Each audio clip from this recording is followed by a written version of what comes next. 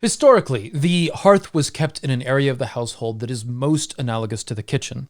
And it makes sense. The central area of heat was also the cooking area, and the aroma of cooked food would fill the home. People would socially gather around the hearth in a Norse home, for example. It makes sense that this area was also the focal point of spirituality.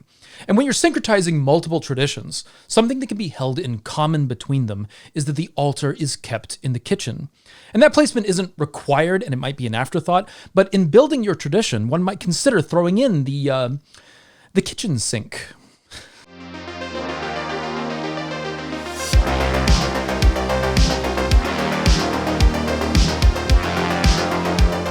It's hard to make definitive statements about what is necessarily normal among polytheist traditions, given that no substantial survey data exists on us. But it does seem, at least among Reconstructionists, that people will pick one tradition or another and stick to that tradition. Now, they might shift traditions over time, but generally they stick to one tradition at a time. One person might be a heathen who follows a Germanic tradition, such as Norse, Anglo-Saxon, or a continental tradition. Another person might be a Hellenist, following an ancient Greek tradition, or perhaps one might be Kemetic, following the gods of ancient Egypt, or any other polytheist tradition from the various places and times around the world. Sometimes, though, someone might feel called to more than one tradition. With modern pagans, this will take one of two forms generally. One is syncretism, and the other is multi-traditionalism. Some Reconstructionists will prefer multi-traditionalism because it favors the preservation of various traditions, whereas others might prefer syncretism because it's more accessible as a practice. But some will try and hold that you need to pick a tradition and never deviate or add or combine anything. But I find this position to be ridiculous and simply a denial of the history of polytheism, which we'll get into. A little bit of a preamble here. This is another one of those videos that might fall into a more Polytheism 201 category. This video is going to use a lot of terms specific to polytheism and do a lot of jumping around in history. I'm going to do my best to organize the information and define things as I go, but there'll be some other suggested videos listed down below to check out which give more context, which is the thing, by the way. Most of my videos have in the description further videos and further readings if you want to follow up on the information for yourself. But with that, let's dive into the topic and define multi-traditionalism and syncretism. So, simply, this is what these two terms mean. Multi-traditionalism is fairly straightforward. It means that you're following two or more traditions at the same time, but you're following them separately. So, for example, one might have in their hearth cult two deities. Let's say Fortuna and Sif, all right? And they're set up in their home on separate altars. The Fortuna altar might be shared with other Roman deities, and the practice at that altar is adhered to in terms of Roman tradition. The altar to Sif might be shared with other Norse deities, and the practice at that altar is in a heathen style. And this is a reasonable polytheist taking the perspective of following those deities, but attempting to worship them as those in the past would have. As a result, they keep two distinct traditions as a single person in their worship. Syncretism is a little different. Let's take the same example of deities and see how a syncretic polytheist might approach this. The altars to Sif and Fortuna might be the same altar, as the syncretic might find no need to separate them. They give an offering at the altar, but the practice is interesting. They put on a veil inspired by the Romans, but the ritual style feels more heathen, even though the offering is to Fortuna. The same style of ritual is performed in the offering to Sif. The syncretic has one practice, but that practice contains flavors of both the Roman tradition and the heathen. As you can see, syncretism is the combining of traditions into a single new tradition. Several traditions within modern pagan practice are the result of syncretism between various modern and ancient traditions. But among Reconstructionists, especially given the individuality of worship, even among pagan groups, few syncretic pagans share the exact same tradition. They borrow different things from different traditions and combine them in different ways. As a result, there's a ton of variety among syncretic polytheists. Now, I've seen conversations around these two approaches, and interestingly, syncretism gets the reputation of being lazy. It gets framed as having a lack of respect for history, of messing and mixing things up, and just creating your own religion. Multi-traditionalism, it is claimed, is the way to go if you want to be respectful to the gods. And I think this can be reasonable, depending on what you're going for, but if it was true that syncretism was so disrespectful, then we wouldn't see overwhelming examples of syncretic practices in history, right? Right? Syncretism, in fact, is not at all uncommon. We find several examples of this taking place throughout history. Isis, for example, was adopted into the religion of the Roman Empire and was worshipped in accordance to Roman tradition. Artifacts suggesting the worship of Isis have been found as far north as Roman Britain. The worship of Isis in Rome was quite different than the Egyptian approach. For example, Romans who venerated Isis saw her consort as a god named Serapis, rather than the ancient Egyptian image of Osiris.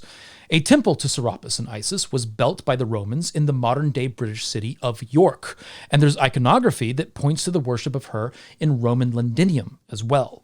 Serapis himself, as a Greco-Egyptian deity, is a product of Syncretism. He seems to be a combination of the Egyptian deities Osiris and Apis.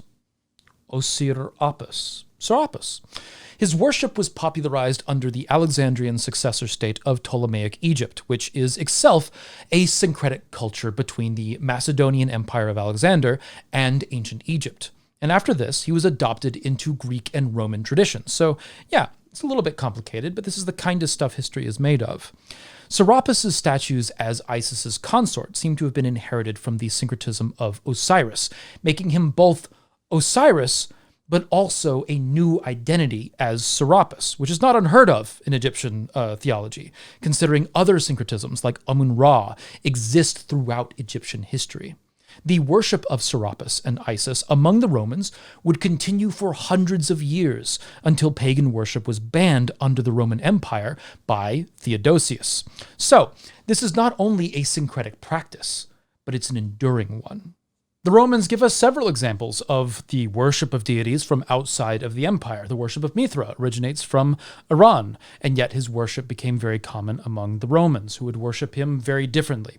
Even further, the Romans would often pray to gods of territories they invaded, sometimes leaving offerings to them or promising them temples in their honor if they would grant a Roman victory. A particularly vivid story of this is present in the early days of the Roman Empire about a certain Juno Regina, about whom there is significant debate as to her identity. Is she supposed to be the origin story of the Roman worship of Juno? Is she just another Etruscan goddess given the name Juno in a Roman record?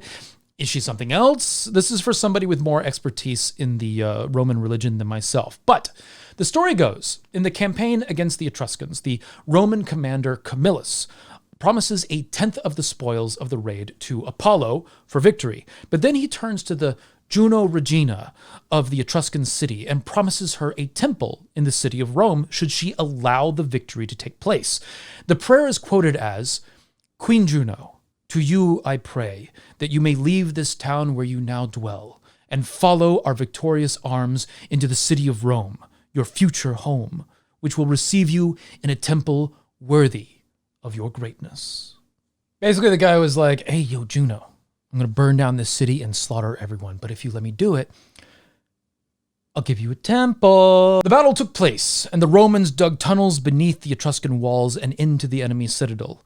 Victory, according to the Roman source, was simple. The Romans then washed themselves and entered the temple and began moving Queen Juno to Rome. Someone, according to Livy, either by divine inspiration or as a joke, asked the great idol of the temple, "Juno, do you want to go to Rome?" And Livy then writes that apparently those present declared that the statue then nodded her head yes. In addition, moving the idol was incredibly easy, and she arrived undamaged. And this was seen as divine approval. She was placed in the temple, and Camillus then dedicated the temple to Queen Juno on Aventine Hill. Yet another example is attested in Roman Britain, where a goddess named Sulis Minerva, a Celtic healing deity that seems to have been combined with the Roman goddess Minerva, was in fairly popular worship.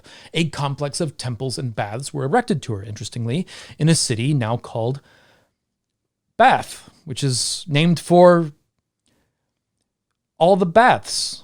It's a great setting for a soap opera. Sulis Minerva brings up an interesting question about the Roman expression of syncretism.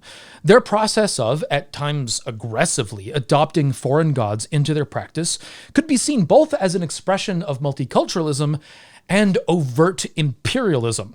And it's an open question as to whether or not this policy was generally approached as a matter of encouragement or an imposition on the population. It could be either way, or perhaps a combination of the two. The worship of Sulis Minerva would also continue until the rise of Christianity in Roman Britain, and it seems that the rise of Christianity did not have a warm reception for Sulis Minerva in mind. Her idol was decapitated, and the head was eventually found in the 1700s in a sewer with further strike marks on her face. Whatever your opinion might have been on the Romans with respect to their approach to religion, it's likely preferable to the Christians. Christianity, interestingly, is extremely syncretic in its own way, and this is especially true of Catholicism, even if the process declined in recent centuries. Catholicism's relationship with Rome might inform this history a little bit. Christianity's approach to syncretism is largely oppressive.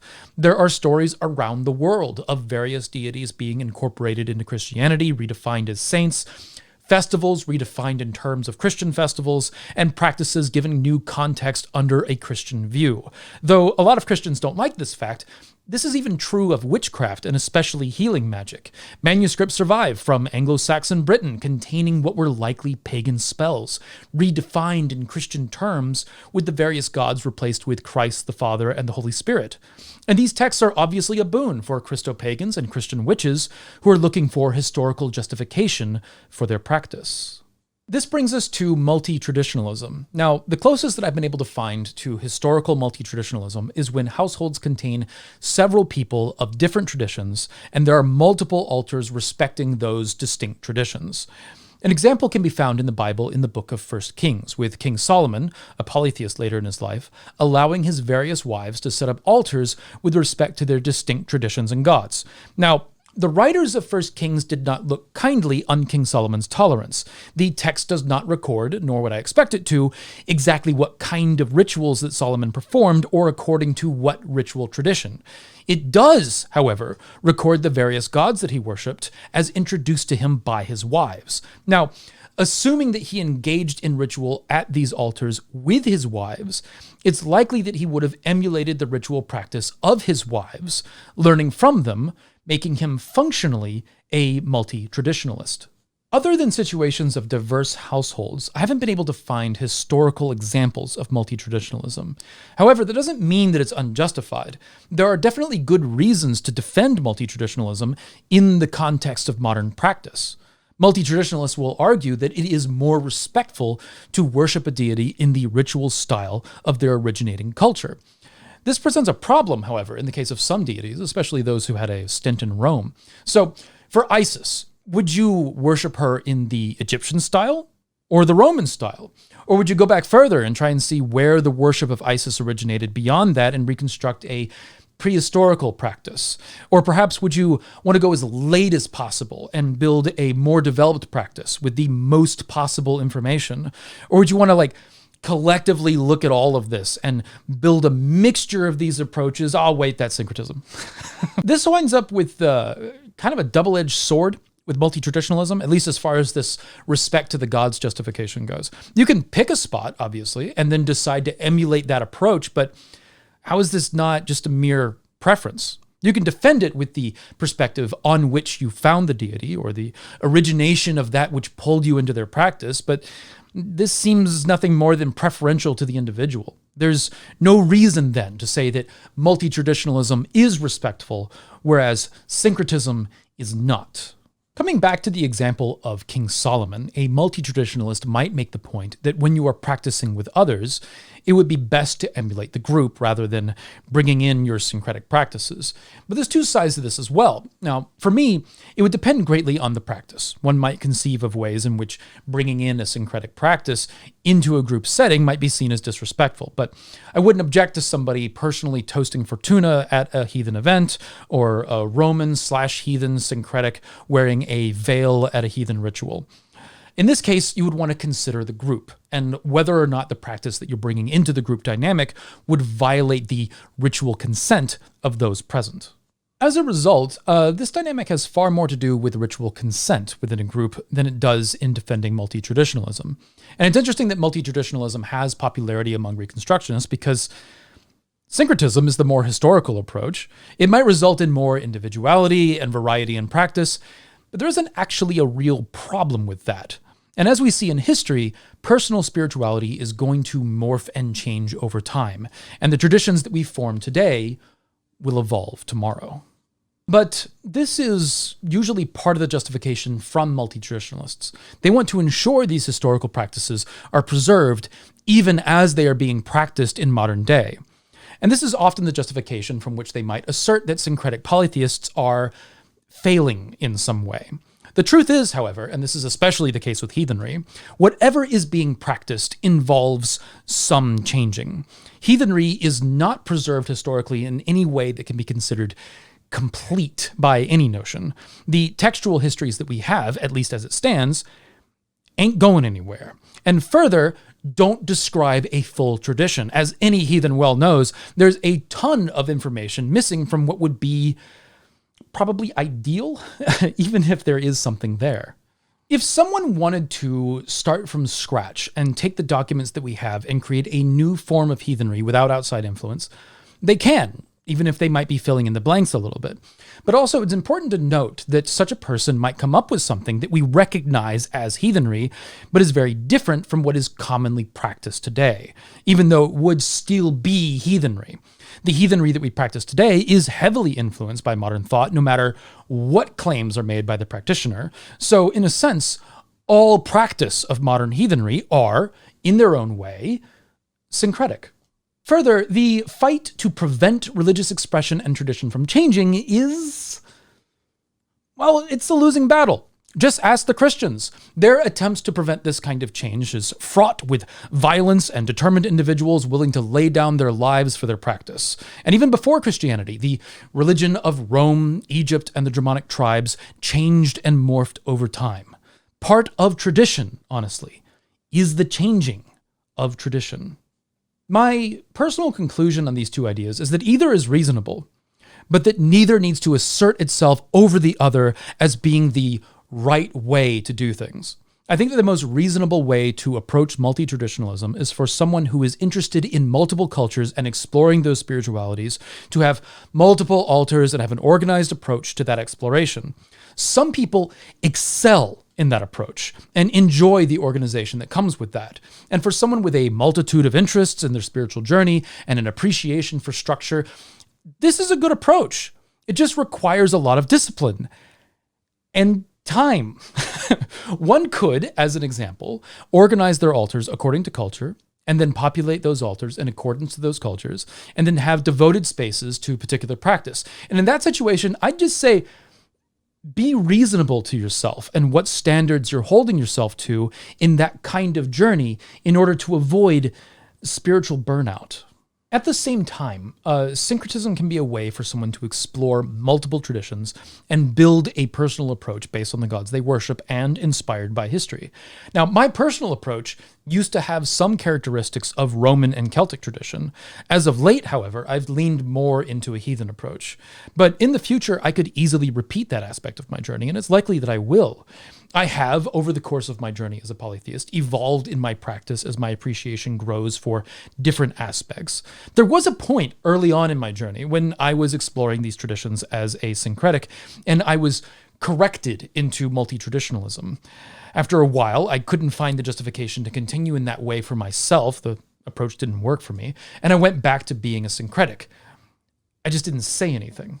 And this is the reason why I felt this video was important to make. The dynamic exists in heathenry as well as other traditions that there is a correct way to practice. Orthopraxic is often a term that's thrown around, which means correct practice. And sometimes this gets used in a way that people need to be performing rituals in a certain way, or else they have broken their heathenry or whatever. Now, orthopraxy as a conception of living in accordance with certain ideals, principles, developing relationships with the gods, and so on, that might be useful. But it's only useful as a broad concept, not as a concept that narrows in on something as broad as syncretism versus multi-traditionalism. Now, do some ideas have better historical justification than others? Sure, but those ideas can be expressed in a multiplicity of ways, and there's a variety of cultures and practices inspiring those reconstructing these ancient spiritualities. As a result, there will be variety in practice, including syncretism. What orthopraxic means for you might change a little with respect to your traditions, but that doesn't dictate your ritual process or which approach you take to your traditions, be it a single tradition approach, a syncretic approach, or a multi-traditionalist approach. But let me know your thoughts. Are you syncretic, multi-traditionalist? Neither? If you're syncretic or multi-traditionalist, how has it helped your practice and what strategies did you develop? Maybe your answers will help someone else looking for new ways to approach their tradition. But with that, hail to my patrons for making this content possible. It's good to have people at your back. Be sure to like the vid if you enjoyed it, and the subscribe button and like button are attempting to combine with one another, which is beginning to look a little unnerving. Be sure to ring the bell for more heathen content, and remember to find a way or make one.